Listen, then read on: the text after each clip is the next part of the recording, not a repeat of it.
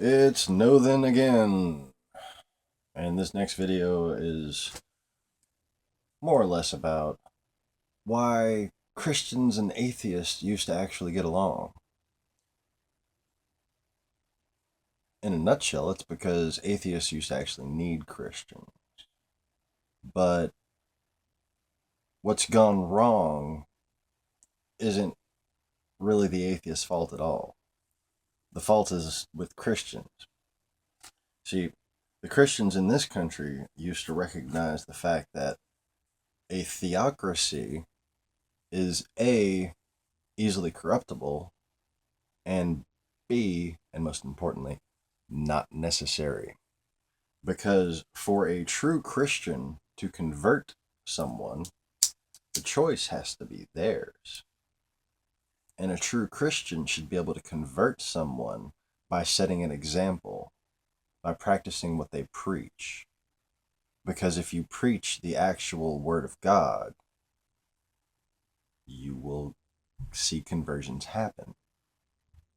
If you're not seeing conversions happen, guess what? You're not accurately and properly preaching the Word of God.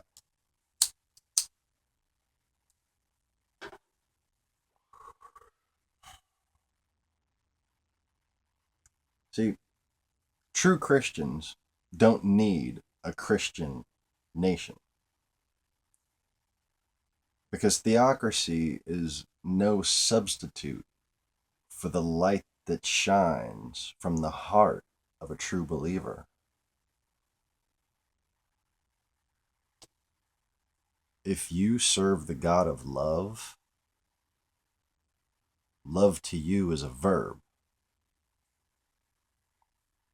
And when you exist in that state of being, people notice. When I was going through the worst trials of my life, there was this older black lady who you'd never know it by looking at her. She was gorgeous. She one of them black people that are the stereotypical why don't you get older people. Her name was Joyce. Okay. Me and her used to stock the cold meat section at a grocery store together. She was my girl, man. She was 47 years old. You'd think she was 23. Okay. I was I was a kid. I was like, so I don't even think I was 20. Probably about 20 years old. Right.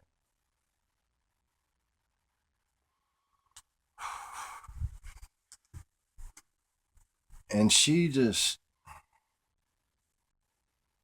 made me cry one day.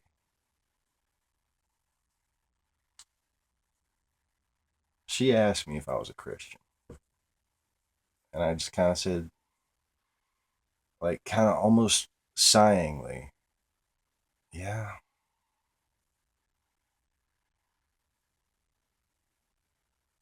And she more or less said, I can't remember word for word, yeah, I can tell you are, and that God's got a plan for you. Because I see no matter how much you go through, you still got that joy in you. And I knew what she was talking about.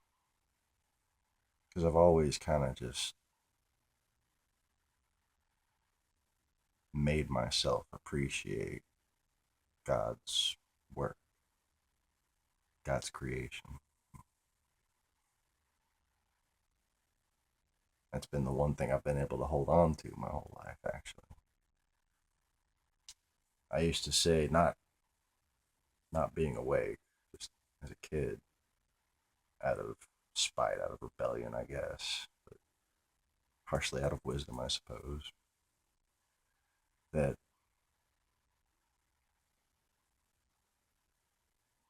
the only father I had was God.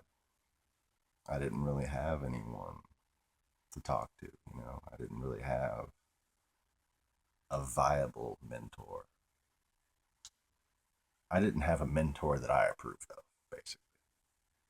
So I read the Bible. And I tried to observe whatever it was that God was calling me to observe, because I knew from an early time in my life that at the very least I had a weird calling, you know? And my studies and my observations paid off later in life when I became somewhat of an exorcist who specialized in helping people who were being tempted by witchcraft. And those aren't the easiest eggs to crack.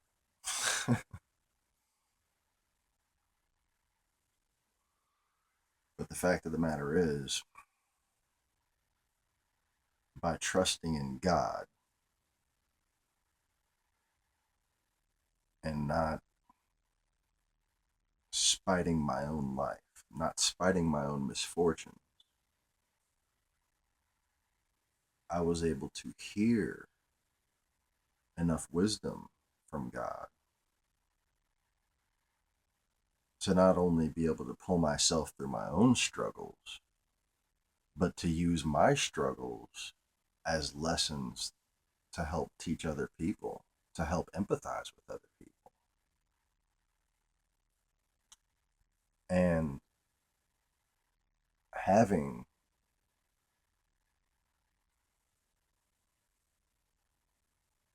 the ability to lead by example and to lead people to faith through education and witnessing and testimony.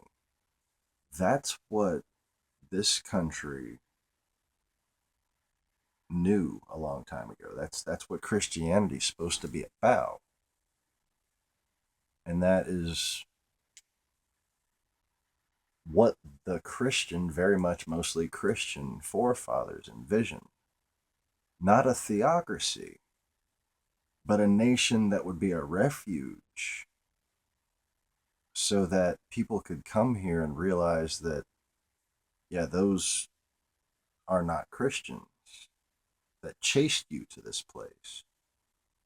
We're the real Christians here. Have some fucking food and a blanket, you know?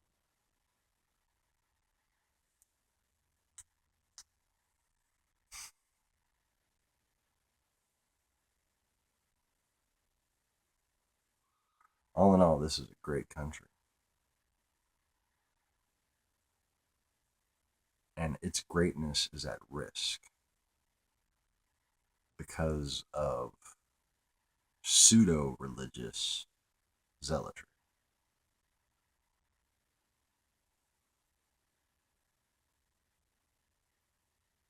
I like to point out to atheists that they're criticizing Christians for Old Testament beliefs.